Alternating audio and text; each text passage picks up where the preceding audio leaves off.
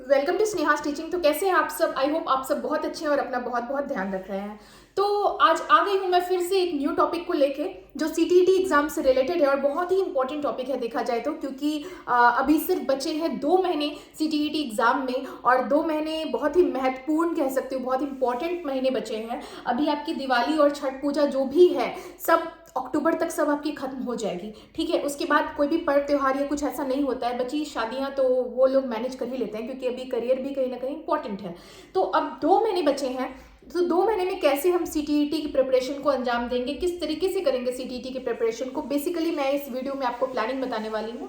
इससे पहले भी मैंने कुछ वीडियो में बताया है कि कितने घंटे पढ़ने हैं सीटीईटी के लिए, बट वो डेडलाइन हमारा नहीं है, ठीक है। हम हर तरह की रूटीन लाएंगे, हम हर 1-2 दिन पे न्यू न्यू पैटर्न की वीडियोस लाते रहेंगे और जो पैटर्न हमारे जिस स्टूडेंट को सूटेबल लगेगा वो उस पैटर्न को फॉलो करेंगे।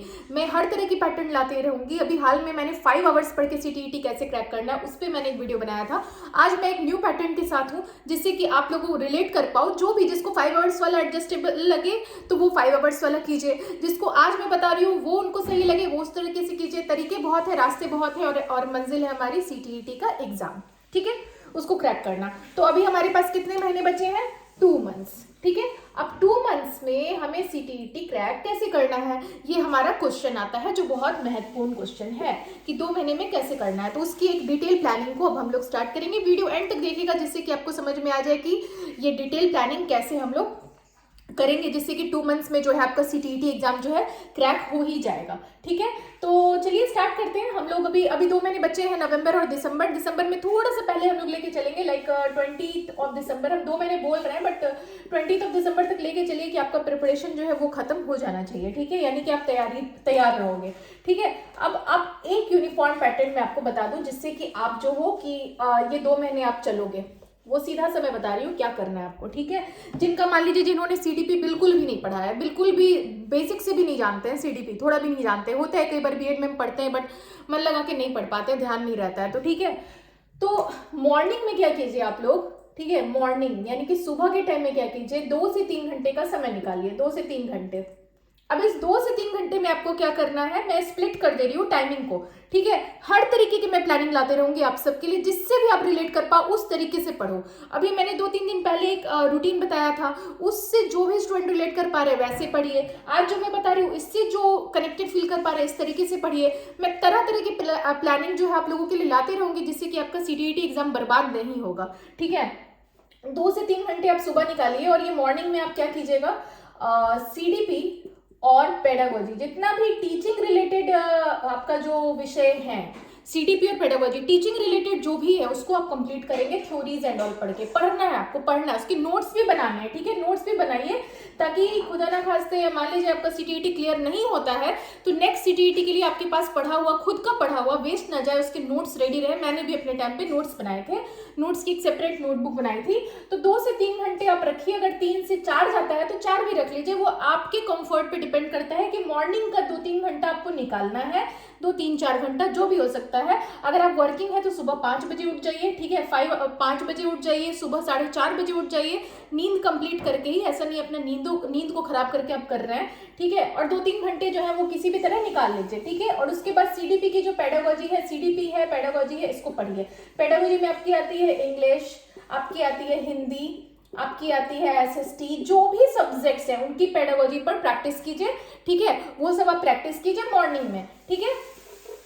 दोपहर का टाइम में जो है, आफ्टरनून टाइम में क्या कीजिए, ठीक है, आफ्टरनून यानी दोपहर के टाइम में आपको प्रीवियस पेपर लगाने हैं, ठीक है, प्रीवियस पेपर लगाइए, ठीक है। कब से? 2011 से लेकर करंट जो अभी चल रहा है, अभी तक के सीटीईटी का जो भी प्रीवियस पेपर है उसको लगाइए आप आफ्टरनून के टाइम में। हालांकि ये रूटीन ज्यादातर वही फॉलो कर पाएंगे जो घर में रह रहे हैं, बाहर वालों को थोड़ा सा मुश्किल हो भी सकता है, बट अगर आप चाहें तो स्प्लिट करके पढ़ सकते हैं, क्योंकि जो जॉब कर रहे हैं वो ऐसा नहीं हो सकता कि वो 7 घंटे पढ़े, 8 घंटे लगातार घर में बैठ के पढ़े, उनके लिए भी मुश्किल है। तो उस हिसाब से उनके लिए भी ठीक है, अगर आप वर्किंग है तो भी आपके लिए ठीक है। मॉर्निंग में आप थोड़ा सा 2-3 घंटे पढ़ाई करके आप अपने ऑफिस या अपने स्कूल पढ़ाने जा सकते हो, और उसके बाद आप आफ्टरनून में जब आप स्कूल में पढ़ा लो, अगर आप टीचर हो तो, या आपका ऑफिस ओवर होता है या लंच आवर है, उसमें आप प्रीवियस पेपर थोड़ा सा देख लीजिए, ठीक है, अपने ऑफिस में ही या फिर अपने स्कूल में ही या जहाँ भी आप काम कर रहे हैं, या फिर जो महिलाएं घर में हैं वो अपना थोड़ा सा समय निकाल के दोपहर के समय जो है वो ये जो है इस तरह से देख लें,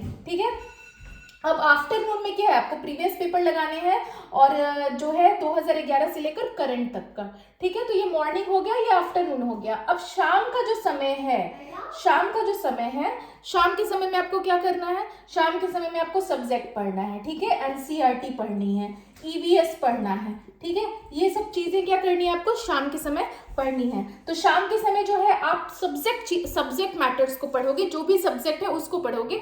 आप मंडे ट्यूसडे अल्टरनेट डेज में बांट दीजिए, आप सब्जेक्ट को पढ़िएगा। क्या कीजिएगा, सब्जेक्ट पढ़िएगा, आप इंग्लिश पढ़िएगा, हिंदी पढ़िएगा, मैथ्स पढ़िएगा, जो भी सब्जेक्ट है जितने भी देर में आपको कंप्लीट हो जाए।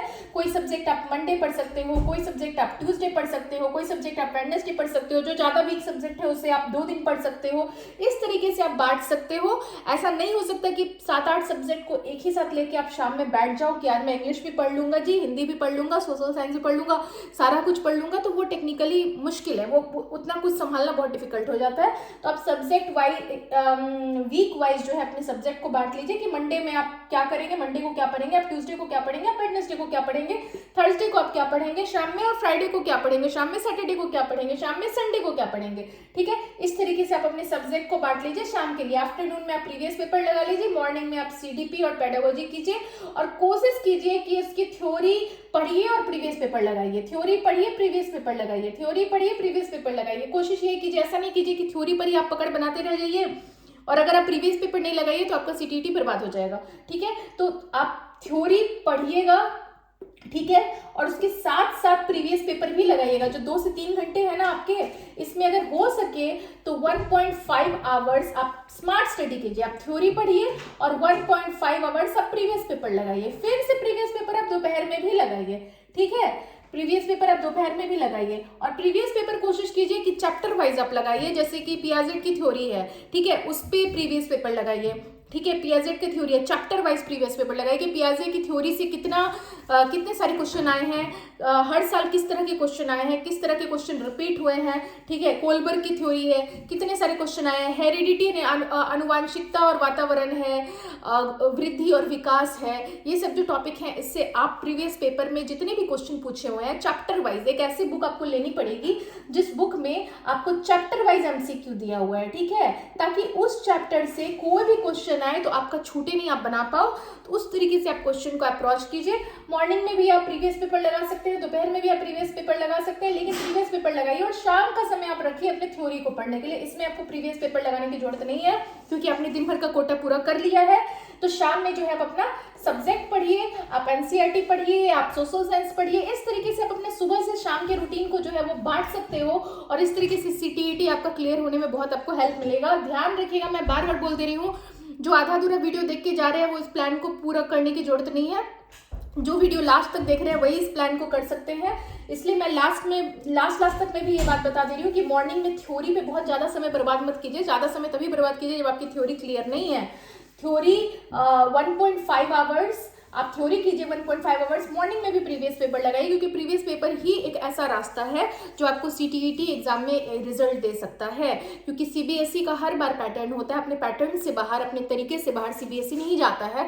वो कुछ ऐसा आपसे ऐसी जड़ी बूटी नहीं पूछ देगा जो आपको आता ही नहीं हो, वो जाना पहचाना क्वेश्चन ही पूछेगा। ऐसे ही क्वेश्चन वो लेके आएगा जो जिससे आप फैमिलियर हो, जो आपको आइडिया हो, जो आपको पता हो, जिसके बारे में आपने पढ़ा हो। ऐसा कुछ उठा के नहीं ला देगा सीबीएसई आपके सामने कि आपको कुछ भी उसके बारे में आइडिया ही नहीं हो। Anything can be asked under the sun, ऐसी बात नहीं है। ये यूपीएससी एग्जाम नहीं है, ये सीटीईटी एग्जाम है। यहाँ पे एक पैटर्न है, यहाँ पे एक तरीका है, ठीक है। तो यहाँ पे आपको इस तरीके से आप जो है जा सकते हो। अगेन ऐसा नहीं है कि आप यही चीज फॉलो करो। अगर आप इसमें 1-2 घंटे आगे पीछे कर सकते हो तो कीजिए। अगर आपका सीडीपी बहुत ज्यादा वीक है तो सुबह के 2-3 घंटे पूरे थ्योरी पे दीजिए और जैसे जैसे आपकी सीडीपी की सिलेबस कंप्लीट होते जा रही है, आप समझते जा रहे हो चीजों को, तो उसके बाद धीरे धीरे आप टाइम कम कर दीजिए थ्योरी का और मॉर्निंग में भी प्रीवियस पेपर लगाने स्टार्ट कर दीजिए। अक्टूबर में आप जो है सीडीपी की थ्योरी पढ़ लीजिए, ठीक है। अगर आपको नहीं आता है कुछ भी तो 2-3 घंटा मॉर्निंग में थ्योरी पढ़ लीजिए। नवंबर से आप मॉर्निंग में भी प्रीवियस पेपर लगाइएगा और आफ्टरनून में भी प्रीवियस पेपर लगाइएगा, ठीक है। तो आपको मैं बस अक्टूबर का महीना दे रही हूँ जिसमें कि आप थ्योरी को ब्रश अप कर लीजिए, ठीक है। उसके बाद मैं आपको टाइम नहीं दूंगी, आपको नवंबर में मॉर्निंग में भी प्रीवियस पेपर लगाने हैं, ठीक है, और आफ्टरनून में भी प्रीवियस पेपर लगाने हैं। थोड़ा सा खा लीजिए, पी लीजिए, लंच कर लीजिए, फिर से प्रीवियस पेपर लगाइए। मॉर्निंग इवनिंग, मॉर्निंग आफ्टरनून, और इवनिंग में आप सब्जेक्ट पढ़िए जितना हो सकता है। सब्जेक्ट बहुत अनप्रेडिक्टेबल है सीटीईटी में, कुछ भी आ सकता है। आई नो एनसीईआरटी से ही आता है, बट कई बार ऐसा होता है कि आप बहुत पढ़ के भी जाते हो तब भी क्वेश्चंस मैच नहीं करते और आप नंबर नहीं उठा पाते हो। तो आप टोटली रिलाई करते हो सीडीपी पे। अगर आपका सीडीपी जितना स्ट्रांग होगा उतना अच्छा आपके नंबर बनने के चांसेस बन जाते हैं, ठीक है। तो इस तरीके से हम 2 महीने जो है 2 महीने को बांट सकते हैं और इस तरीके से आपका जो है सीटीईटी जो है क्लियर होने के चांसेस बन जाते हैं, ठीक है। आप इस तरीके से करो, अपने हिसाब से आप फॉरवर्ड बैकवर्ड कर सकते हो। बहुत सारे क्वेश्चन आते हैं, मैम प्लीज बताइए, हाउसवाइफ के लिए रूटीन बताइए। मैं हाउसवाइफ हूँ, मैं घर में रहती हूँ, मैं किस तरीके से करूँ। बहुत सारे क्वेश्चन आते हैं, मैम रूटीन बताइए। रूटीन पे एक वीडियो आएगी, मैं आपको एक खुद ही मैं वीडियो शूट करके मैं बताऊंगी। हालांकि मैं सीटीईटी की प्रिपरेशन भी नहीं कर रही हूँ, मेरा क्वालिफाई हो चुका है। मैं आपको लेकिन फिर भी एक वीडियो बनाऊंगी जिससे कि आप लोग मोटिवेट हो और आप लोगों को एक रूटीन समझ में आए। तो फिलहाल तो ये 2 मंथ्स का था और एक रूटीन पे ज़रूर से ज़रूर वीडियो आएगी। तब तक के लिए आप सबको बहुत बहुत छठ पूजा की शुभकामनाएं। अभी आने वाली है, अभी हालांकि टाइम है बट मैं एडवांस में कर दे रही हूँ, और वीडियो आती रहेगी मेरी, उसके लिए आप लोग वरी मत कीजिए। तब तक के लिए सब लोग आप स्वस्थ रहिए, मस्त रहिए, व्यस्त रहिए और अपना ध्यान रखते रहिए। मिलती हूँ नेक्स्ट वीडियो में, तब तक के लिए गुड बाय।